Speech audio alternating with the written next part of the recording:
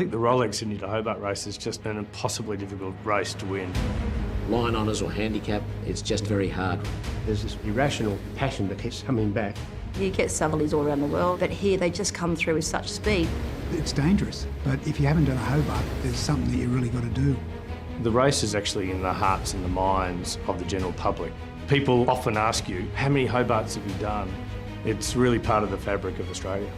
Circumstances can decide the winner, and you just might be the last man standing.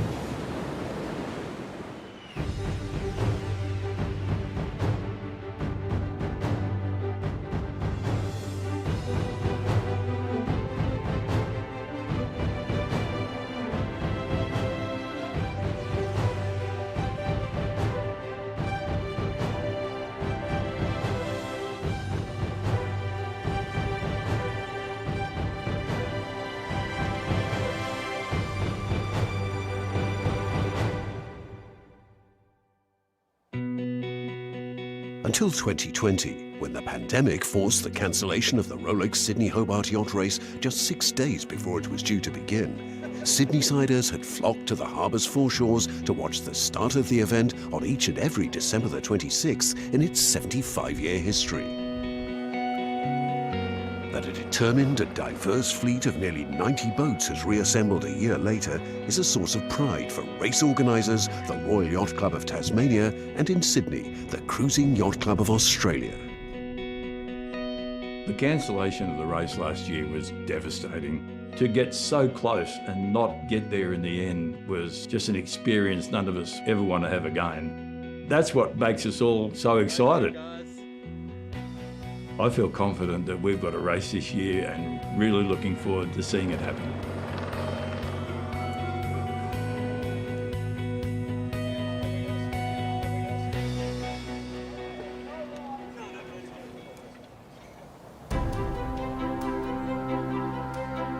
For some Australian sailors, winning the Rolex Sydney Hobart yacht race is a lifelong passion, bordering on obsession. For Sydney-sider David Witt, skipper of SHK's Scallywag 100, it's an ambition nurtured for the whole of his professional career. Growing up in Sydney, growing up in Cronulla, I watched it as a little kid and got enthralled with it as a 10-year-old and always wanted to be part of it, and now I find myself doing my 25th, so just can't seem to find anything better to do on Boxing Day.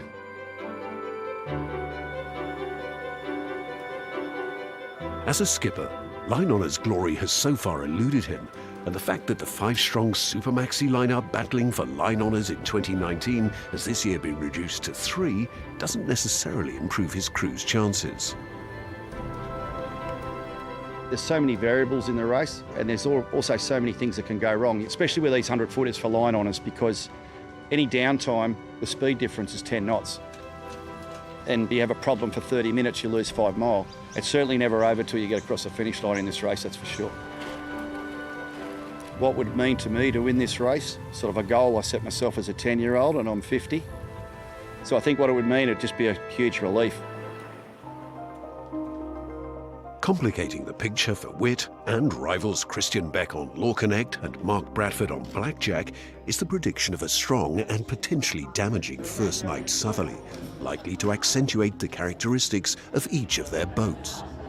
They're actually very different, right? You've got us, big heavy boat with lots of riding moment, huge sails. You've got Blackjack, very light boat with not so much riding moment, very sleek through the water. And you've got Scallywag a bit in the middle. I think the reality is the first day favour us hugely. The second day is not ideal for us. We're probably going to look great on the first day. How we fare on the second is very hard to predict. It's not snakes and ladders, but it's the hare and the tortoise, I think, will be what this one's about. And not saying that our boat's a slow boat by any means, but there'll be a lead established on the first day and it'll be about running that lead down. But if these 3 boats make it through that first night, we could potentially have a good result out of these boats in the overall. To win overall and take home the distinctive Tattersall Cup, they'll first have to see off current holders Itchy Barn. Returning to defend their title, a feat no crew has achieved since Freya's in 1965, Matt Allen's team is now gunning for a 3rd win, having also swept all before them in 2017. It's really hard to assess whether we can go and win the race again. We're really confident in the boat and the crew, but you do need those elements of luck to be in the right size range. To win 3 times with this boat would be an incredible achievement. We don't put any extra pressure on ourselves. We just go there to do our best, let the boat perform, we'll roll the dice, see how we go. After leaving the colour and glamour of Sydney Harbour, the race route takes the fleet south down the coast of New South Wales, past Green Cape and out into the notoriously unpredictable Bass Strait.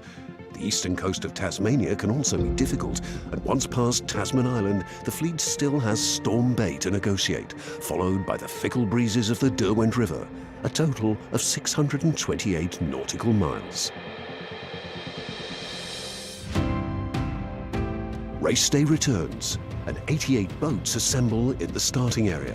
Ahead of them, a freshening southeasterly breeze to help them on their way.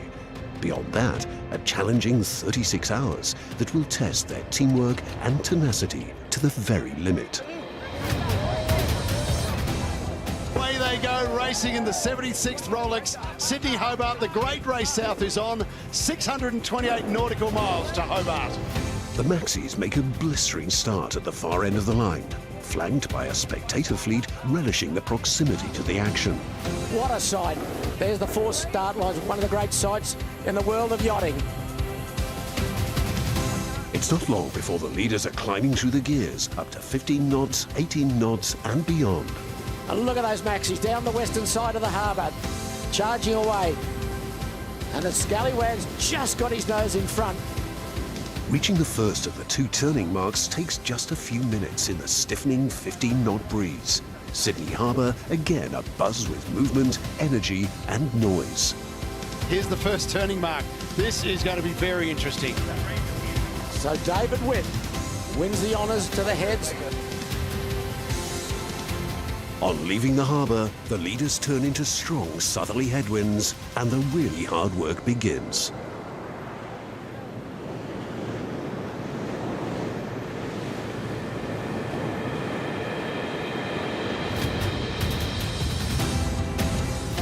Just at the first turning mark, that's Celestial. Sam Haynes, he's been 3rd in this race. Itchy Barn pulling off a very tricky manoeuvre. This could go all the way to the finish line. Oh, here's some drama. Something's happened to Scallywag. They've blown their headsail or their forestay out. Problems with their J2 tack fitting see David Witt's crew slow dramatically. Forced to bear away to address the issue, they hand back their hard-won advantage and Law Connect takes the lead. The rest of the fleet exit unscathed, their hopes and aspirations so far intact. Among them, previous winners and potential winners, and many entries for whom a safe arrival in Hobart will perhaps be the greatest prize of all.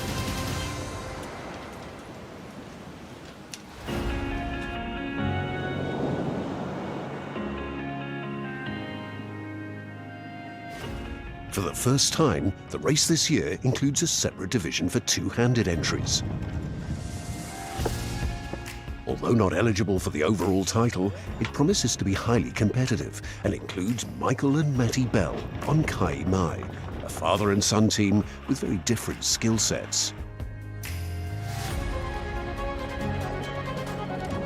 An event-winning surf ski competitor, Matty's sailing experience is largely confined to skiff and dinghy racing, and he's taking part in the race for the first time.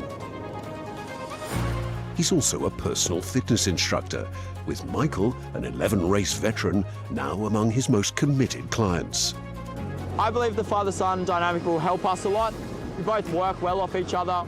I spend a lot of time with him training in the gym or on the boat, so we both know our tactics and how we want to do it. More balls all the way in. I first started 18 months ago with Matt, and he adapted a program that complemented the things that I'm physically going to have to do at my tender age. Right, when you're ready, let's go again. Yeah. If we can finish in the top half of this year's Rolex Sydney to Hobart Yacht Race, I'll be very, very happy. If we can get a podium finish, I'll be over the moon.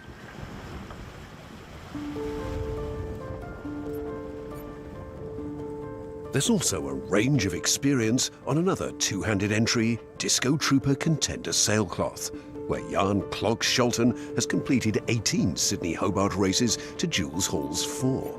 But should anything go wrong for the two former laser sailors, they know they can rely on each other. We've had some big challenges actually. We've broken things on the warm-up races. We've had things go wrong, really worryingly wrong. Yet when those things have happened, it's how we've come together as a team. I'm going to be satisfied if we make it there and we've done everything the best we can. I'll be disappointed if we fall short of something that we've practiced for or our experience could cover. We often talk in the two-handed fleet that our main competition is fatigue. It's going to be very, very physical sailing out there. Big waves, heavy winds, it's how we can continue to perform in those adverse conditions. Where's it won and lost? Probably before the start line.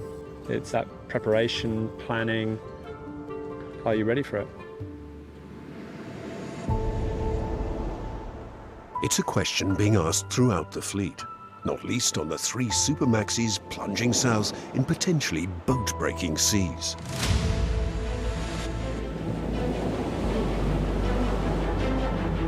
David Witt's crew on SHK Scallywag 100 have staged an impressive recovery, repairing the damaged deck fitting that forced them to deploy their storm salt. Ahead of them, the team on Law Connect prepare to hunker down and power down to preserve both their boat and their narrow lead.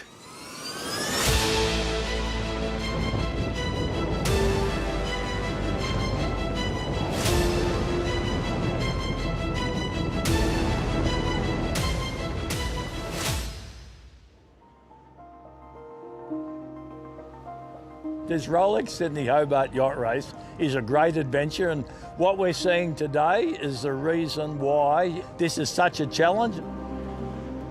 The first night southerly takes a heavy toll. By the afternoon of day 2, it's confirmed in Hobart that over a third of the fleet has been forced to retire.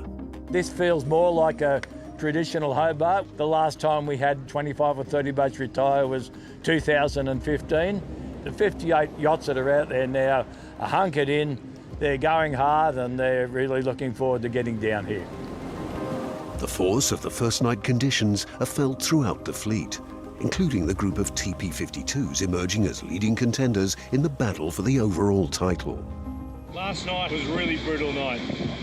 Quite big seas, 30 knots of breeze, and rain. It rained almost all night. It was pretty brutal on the crew and brutal on the boat. We just kept on trucking along during the night, so we're closing the gap. I think we're running third on the overall standings. There's contrasting fortunes in the two-handed division, where Jules Hall and Jan Scholten have survived the night unscathed. So day 2, we are 75 miles offshore. Pretty bumpy last night. We've lost the forepeak door. We had a big squall at 5 o'clock last night. That came through about 36 knots. 125. Oh, get in there. This sounds like the left-hander we've been looking for. We are on fire. On father and son entry Kai Mai, the mood is less upbeat.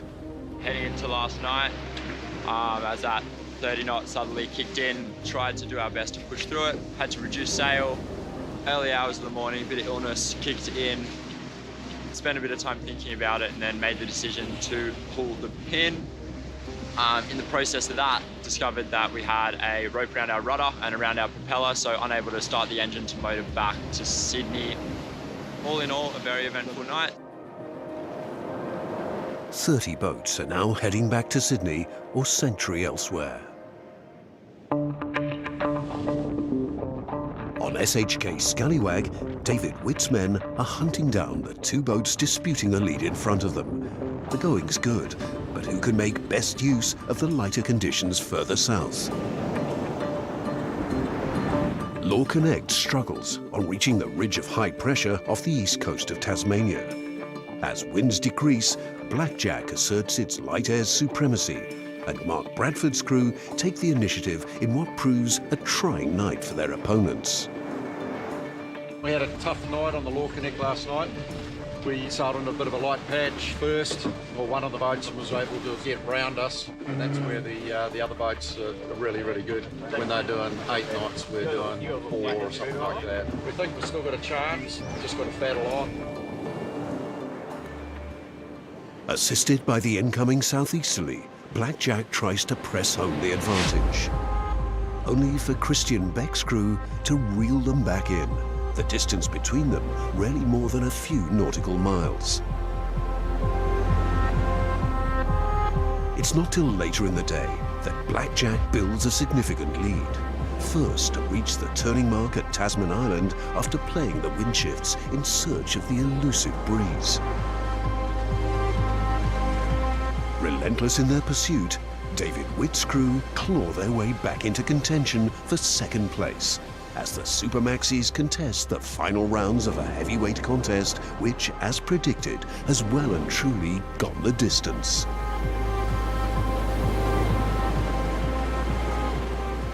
In the hours that follow, the breeze falls away, but once established, Blackjack's lead does not.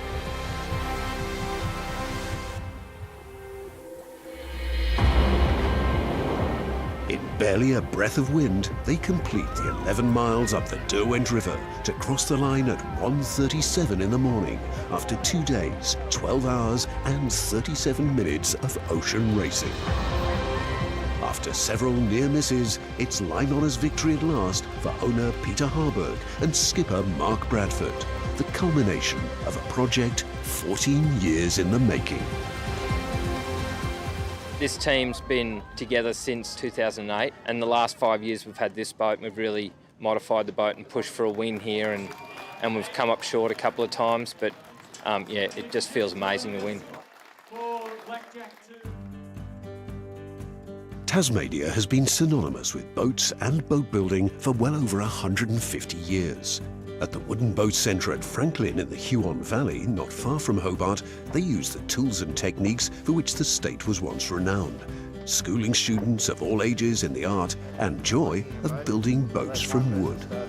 When I first started, I loved the idea of building out of wood. Us chairs and tables, they're kind of practical, but a boat is really practical, really gorgeous. It's just so many things roll into one. The idea of the school is to give people the skills to build, or at least feel confident in repairing their own boats. It's a lot of work building a boat, and in 1 year we can't fully achieve everything that a boat builder needs to know, but we try and give them the basic fundamental tools so they can get started. In the early years of the Sydney to Hobart race, nearly all entries were made from wood. Although slower, they were also stronger and well equipped to withstand the kind of conditions characterizing this year's event. In a wooden boat, everything moves and there's no straight lines. So when you go into heavy weather, it's possibly the boat is more resilient than something made of new materials that are fast, but also fragile. They're amazing vessels, but timber boats, they're a testament to the boat builders and the shipwrights and the materials back in the day. They were meant to last.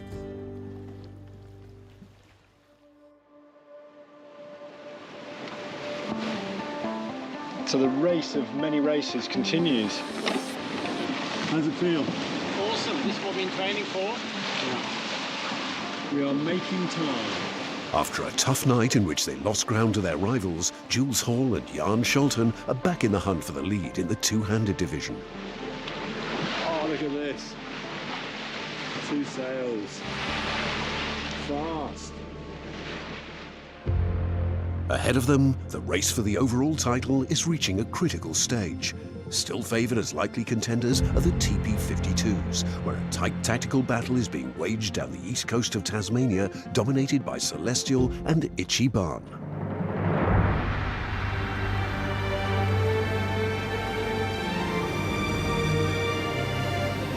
This is Will Oxley, navigator of Itchy Barn. Will, where are we and what's happening? We're about 6 miles from Tasman Island, in close proximity with Celestial, just behind. It's been a pretty tough and tricky race so far, but here's hoping the next 42 miles goes well. On the approach to Cape Row, Itchy Barn still holds a narrow lead on the water, but trails Celestial on corrected time. Experienced and well-resourced, Matt Allen's crew are not about to relinquish their title without a fight. Sam Haynes' team on Celestial has sailed a brilliant race to stay in touch. If they can negotiate Storm Bay and the Derwent River without mishap, a first overall race victory is potentially within their grasp. In 2018, closing in on another podium finish, Itchy Barnes' challenge faltered in dying breeze on the Derwent River. This time, a shortage of breeze is not the issue. Only the proximity of Celestial, barely 400 metres behind them at one stage, in what has become an enduring and absorbing match race. Neither is the tussle between the two concluded when they cross the finish line. Celestial just ahead on corrected time. Got them on time. I don't know exactly the standings, but at this stage I believe that we're sort of like the leaders in the clubhouse. On arrival, the defending champions join the protest lodged by the race committee against Celestial for failing to maintain a listening radio watch. This had become apparent when a personal locator beacon on Celestial was activated accidentally and her crew could not be contacted for 90 minutes. The double protest is upheld by the international jury and a discretionary penalty of 40 minutes is added to Celestial's finish time and 3 minutes deducted from Itchy Barnes. The net effect is to promote the title holder at the expense of the challengers. I do respect the decision. At this time, I can't tell you how devastating it is to end up being not able to claim potentially a prize that we were so close to getting. Few of the boats arriving at Constitution Dock to a warm welcome in the meantime pose any threat to Itchy Barnes' position as provisional leader. One that does is Shane Kern's White Bay 6 Azuro. From a similar position at the top of the leaderboard in 2015, she ended up third when the breeze died on the Derwent River. This time, the wind gods are no kinder. And after another spirited challenge, they finish fourth behind Simon Kurtz's redoubtable Love and War. With their dramatic victory, Itchy Barnes joins Love and War and Freya as the only three-time winners of the Tattersall Cup. It's amazing to be part of the history and the fabric of the Rolex Sydney to Hobart race with a back-to-back win. I mean, we're just so elated, the crew's so elated. This year's race was an incredibly difficult race, probably the hardest on the boats and the crew that we've seen for many years. Also among the prize winners for their overall victory in the inaugural two-handed division are Jules Hall and Jan Scholten.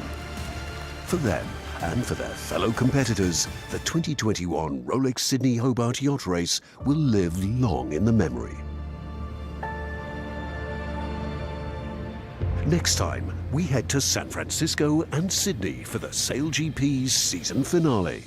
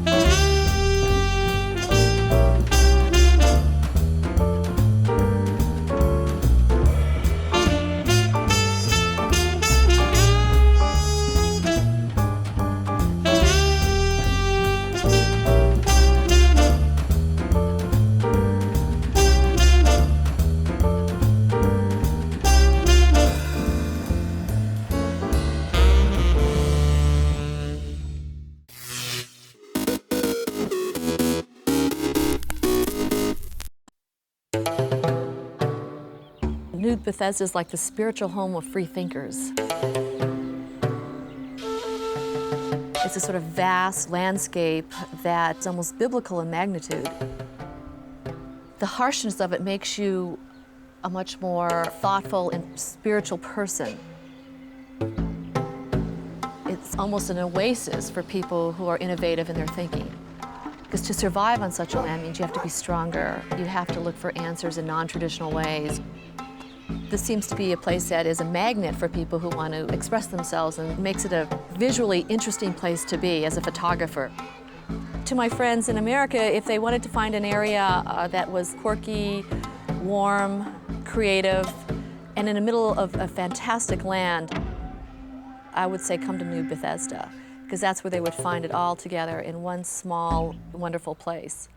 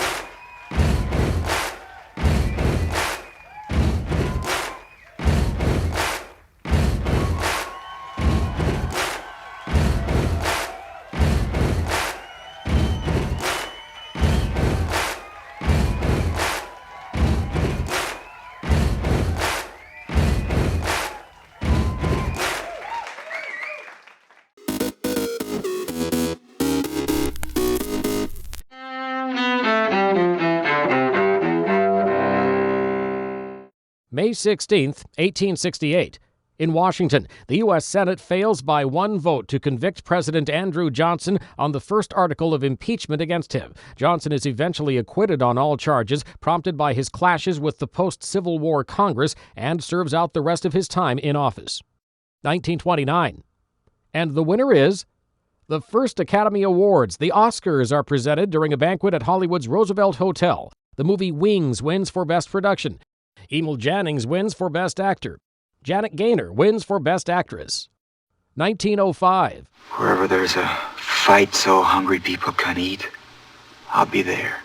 Actor Henry Fonda is born in Grand Island, Nebraska. Among his movie roles, The Grapes of Wrath, 12 Angry Men, and On Golden Pond. And 1990. Sammy Davis Jr., singer, dancer, actor, and member of the Las Vegas Rat Pack, dies of cancer in Los Angeles at age 64. Also that same year, in New York, Jim Henson, creator of The Muppets from Kermit the Frog to Sesame Street, dies of pneumonia at age 54. Today in history, May 16th, Mike Gracia, The Associated Press.